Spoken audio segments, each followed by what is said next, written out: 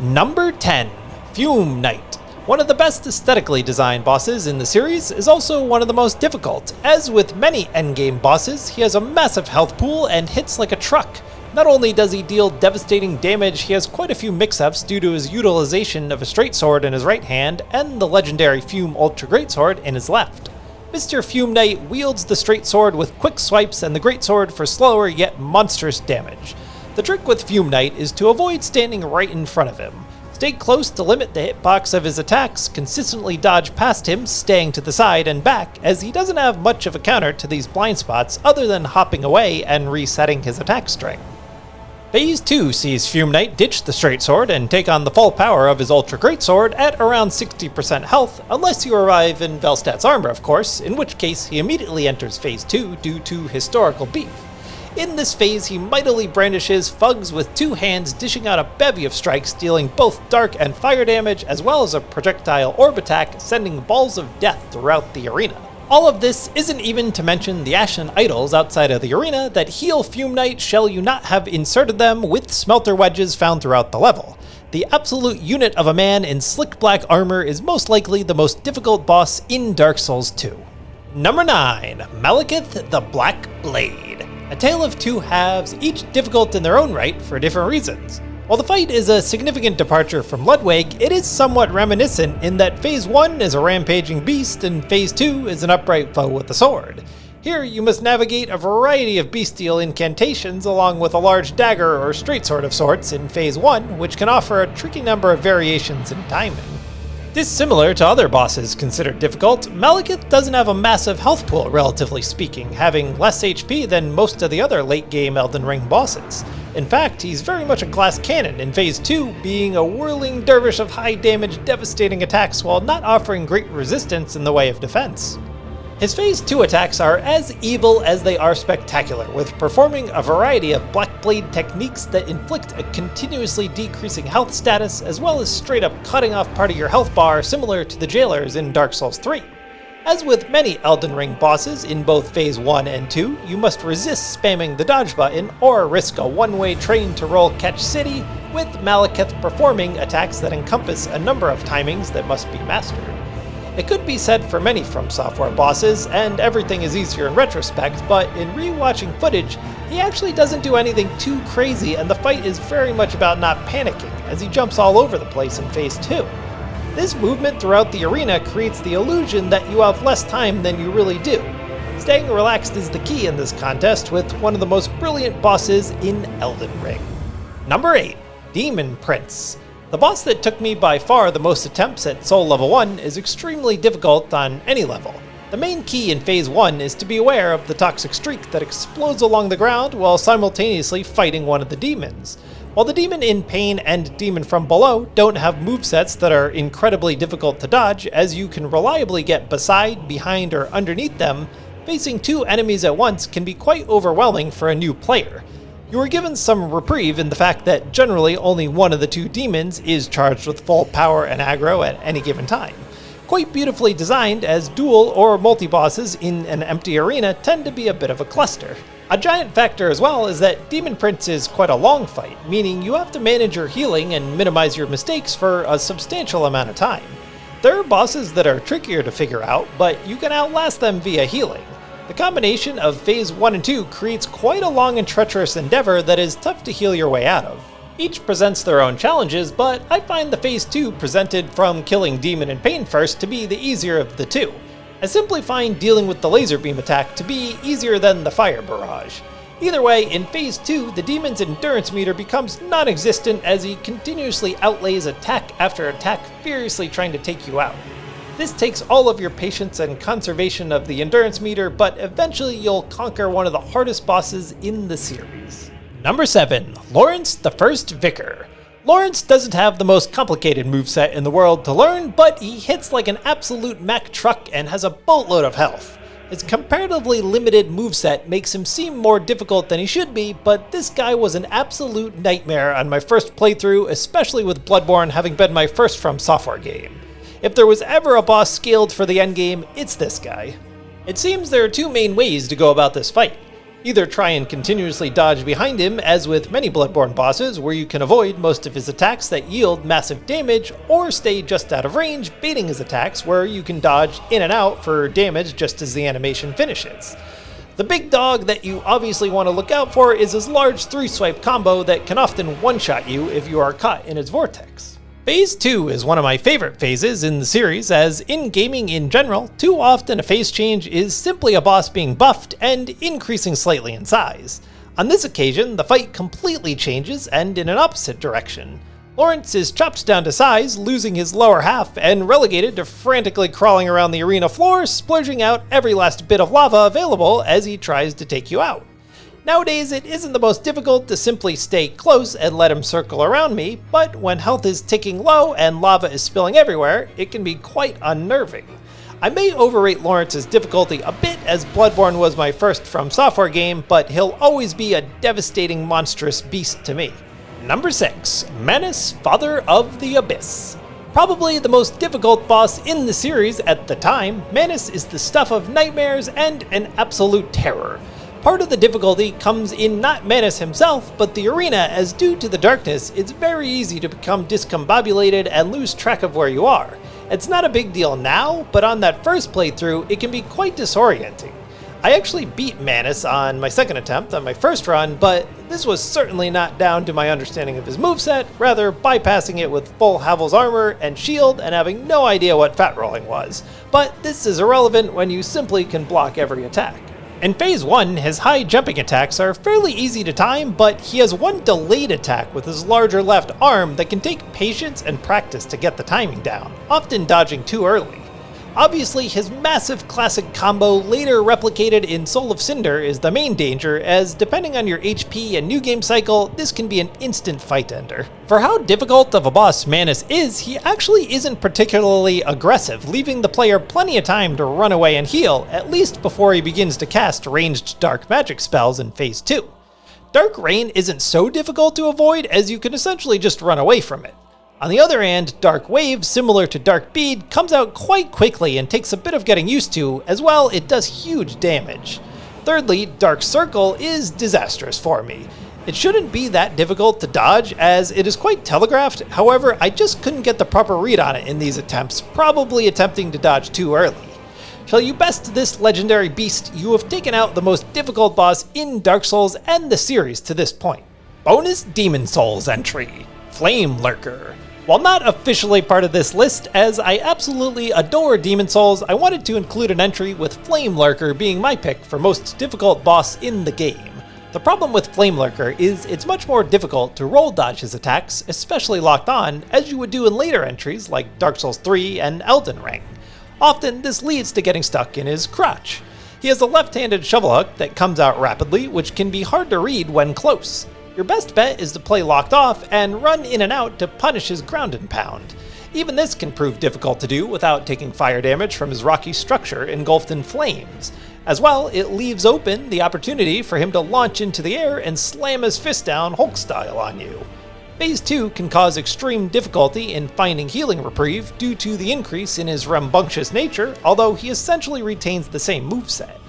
Not the widest arsenal, but his sheer attack power makes him an extraordinary foe, especially as players can come across him fairly early in their adventure in the first game of the series.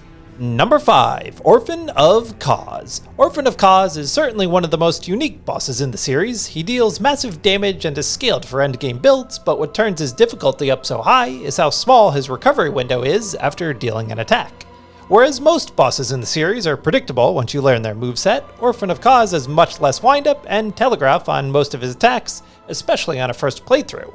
When learning this fight, it's extremely difficult to tell when to attack, when you should fight in close, and when you should retreat. As well, his parry window is downright microscopic. Part of what throws off the player in Phase 1 is that Orphan of Kos is programmed completely different than most bosses and enemies in the game. You're usually rewarded for staying close and aggressive towards your foes, but here, if you stay in close and trade, you mostly end up taking massive damage, even with the rally mechanic. In contrast to his sporadic Phase 2, you're better off being patient and keeping distance in Phase 1. A charged R2 and rear critical can be baited out fairly reliably. You can also dodge past his placenta yo-yo for a bit of damage as well. Phase 2 goes completely off the rails as he becomes probably the most erratic, frantic boss in the entire series, rampaging every which way and spamming his entire arsenal of attacks. I find it much easier to take advantage of the rally mechanic in Phase 2 than 1, where it's easier to dodge to his side and get in damage where he leaves more room than Phase 1, in part due to his size and now two-handing of his weapon, although you now must avoid the added factor of lightning from the shore, although this is quite telegraphed. My key to victory has always been patience in Phase 1, aggressive in Phase 2. Number 4. Isshin the Sword Saint. Perhaps FromSoftware's most finely tuned and well-crafted boss is also one of its most difficult. Isshin encapsulates and tests every bit of skill and knowledge you've acquired across your journey. The final boss in FromSoftware games can be hit or miss, but Isshin encompasses the peak technique of the game, resulting in a perfectly tuned challenge. A 3-phase epic not including the prelude, which concludes Genichiro's story, Phase 1 begins with 1v1 swordplay, albeit Isshin already wields a range of attacks entailing the Ashin across, a thrusting attack, and wind-based attacks. As well, he is merciless in punishing healing even in Phase 1 unless you create considerable distance or time first. One slight caveat in Phase 1 that I have to admit is his thrust attack can be baited out for a Makiri counter a bit too easily and telegraphed at times by simply walking left. Phase 2 is a thing of beauty, with Isshin adding a spear and a Glock to his arsenal, which combine for a symphony of war and violence. This expanded outlay corresponds to the most satisfying combinations to counter in the game. The main difficulty arises in the sheer amount of timing, mix-ups, and attacks that you must master. Even many bosses that are considered difficult in this series always attack on a fairly repetitive beat. However, Isshin's is all over the place. It might not feel like that now, as most of you have probably beaten Isshin countless times, but on that first playthrough, reading what he was going to do next and what the counter was a nightmare. This, along with most 3-phase fights, getting 10 healing gourds to last the full fight can prove difficult, although Sekiro does offer a number of other healing items. Phase 3 is essentially Phase 2, except with the addition of Isshin's lightning attack, similar to Genichiro's from earlier in the game. This, if anything, probably makes things a little easier because you can use this to stun him. Simply one of the most brilliant bosses in the series, as well as one of the most difficult, especially on a first run. Number 3. Sister Friede and Father Ariandel. Arguably the best crafted fight in Dark Souls 3 is one of the most difficult as well. No small part due to the length of the contest, which makes it extremely difficult to heal through 3 full phases even with a full loadout of 15 Estus flasks. I've learned over time the best way to deal with Phase 1 is to outspace Sister Friede, as she remains defenseless for a solid window of time after each attack. Outspacing simply requires running just out of range of her attacks and jetting right back in to punish her with. While it is possible to dodge through her strikes, I personally find it harder to stay in position without taking damage to punish her this way, although builds with high poise and strength may choose to trade with her. Either way, her quick movement tends to be difficult to deal with while learning her moveset. It could just be my perception, but I originally found it quite difficult to track her disappearing act in this phase, although once you get the read, this is actually a prime opportunity to get in much damage, as she leaves herself exposed for quite a large window. Her leaping ice path attack is pretty easy to avoid, as it is telegraphed as long as you don't get greedy and lose track of the ice tears behind her. The revival of Friede and Ariandel joining the fight in Phase 2 brings upon a true test of camera management, as you must keep an eye on 2 opponents that generally don't keep close proximity. You do have more time than you think, however, as Friede is quite passive in this phase, and you can generally see the path of ice coming even when not focused on her. It seems to be easiest to accumulate damage on Ariandel due to his blind spots on his side and back, however you must keep vigilant of Friede's casting of a healing spell. The key to Phase 2 really is patience and fighting the urge to get greedy when wailing on Ariandel. A big plus and useful skill in Souls games in general is the ability to play locked off and move the camera properly while running away from enemies toward the camera. Both my PvE and PvP abilities improved immensely once I learned how to do this. Whereas Sister Friede remains fairly passive in Phase 2, she unleashes her full arsenal in Phase 3, including a very aggressive string of attacks if you get anywhere near her, masterfully mixing an icy vortex with a burning black flame. If you manage your distance, there is slight reprieve, but she retains a variety of distance attacks, including a black flame strike along the ground, which dodging can be difficult to time. The best opportunity for damage is her high leaping black flame attack, which can always be punished for a backstab by running underneath her. With her quick darting movements, there's little time for healing. You'll have to use your full arsenal of skills to take down this impressively crafted boss. Number 2, Demon of Hatred. The ultimate change-up as you learn sword-to-sword combat for the prior 30 to 40 hours, and then are tossed this vicious cross between Lawrence from Bloodborne and Manus from Dark Souls. Phase 1 of Guardian Ape is a similar test, but Demon of Hatred ramps up to his very own level of challenge. As with many bosses on this list, he has a gargantuan health pool. The problem lies in that you may think to fight Demon of Hatred like a Souls boss, but the dodging and iframes don't function in the same manner in Sekiro. You'll spend much of the fight hacking away at his crotch, and although you wouldn't think so at first, you can actually deflect a majority of his attacks, although you'll most likely have to master position and spacing to win the day. Gaining knowledge of when to stay in close and when to flee are key to victory. That can be said about a lot of bosses in the series, but with no roll-through, it's especially pertinent here. You could even make use of the malcontent version of the finger whistle, which stuns him once per phase for some reprieve. Phase 1 consists mostly of melee attacks as well as his high leaping stomp, which is a prime opportunity for your offense via jumping out of range and using the grapple hook back in, or making use of Suzaku's Lotus Umbrella. His charging hand drag across the ground is dangerous, but fairly telegraphed via the danger kanji. Phase 2 is similar to Phase 1, but places a number of ranged fire attacks in the demon's arsenal, many of which can be difficult to read and time at first, as he wields a decent variety of these attacks. With many larger bosses, it can be tricky to get close enough to inflict damage while still being able to see what he is doing with his upper body. Once Phase 3 commences, he becomes extremely aggressive and gains a new attack which sets rings ablaze on the arena floor. I should mention one of his coolest attacks is the summoning of fireballs, which come in the silhouette of sculptor's idols. Luckily, there is no traditional endurance meter in Sekiro, otherwise this phase would be a nightmare. Upon conquering the Demon of Hatred, you have defeated one of FromSoftware's most difficult creeds. Number 1, Melania, Blade of Miquella. Arguably the most controversial boss in the series, is also the most difficult, with my original attempts spanning hours and even multiple days. This list isn't based on what is considered fair or solid mechanics, it's just based on difficulty, and Melania is top tier in that category. Fully leveled up, I died to her more than I did any Dark Souls 3 boss at Soul Level 1. It's a little apples and oranges, as I've played Dark Souls 3 far more, but you get the idea. She wields the most devastating attack in the entire series in Waterfowl Dance, which often results in instant death. Let's be honest, most players use the internet to figure out how to dodge this attack, myself included. The first half of Phase 1 is actually not too crazy, as she really does nothing that the average player can't figure out how to read and avoid after a few tries. It's more that as Phase 1 draws towards the halfway point, the player ends up awkwardly non-committal to attacking due to fear of how sudden Waterfowl Dance can appear. All in all, most Phase 1 attacks are pretty avoidable, and it's more about learning when to inflict damage of your own. Melania doesn't have a ton of poise and staggers quite easily, although it can initially be tough to get a read on when this occurs. Other than Waterfowl Dance, her most difficult attack to not take some chip damage on is Rapid Prostheses Slices, especially as she'll often perform it multiple times in a row.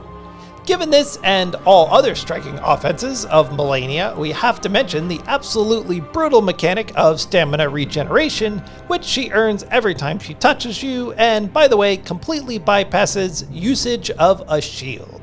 Given my first Dark Souls run, I played entirely with a shield. I completely sympathize how a shield user must have felt coming across this mechanic. Phase 2 reaches levels of absurdity as Melania still has Waterfowl Dance, becomes much more aggressive, and has much of the same moveset, only now she inflicts rot, as well as has a number of rot-related AoEs attached to the end of moves. Even dodging the massive charged Scarlet Aeonia bombing down from the sky that opens Phase 2 isn't as easy as it seems. Not to mention Phantom Spirits, which cover at least 3/4 the length of the arena. My current strategy to avoid this attack is still simply run for my life and hope for the best. Also, she still has her regen ability because of course she does. Managing your nerve with the constant thought in the back of your mind of starting from the beginning of Phase 1 all over again is tough to keep in check. Managing your own healing, Melania's aggressiveness, sheer variety of attacks she throws at you, the constant Scarlet Rot, and your offense and stamina management is complete fantastic chaos, although I know many would disagree with the fantastic part of that sentiment. Whether you love her or hate her, whether you think she's fair or not, there isn't a more difficult boss in the Lands Between or in the entire FromSoftware catalog. Farewell, good hunter. May you find your worth in the waking world.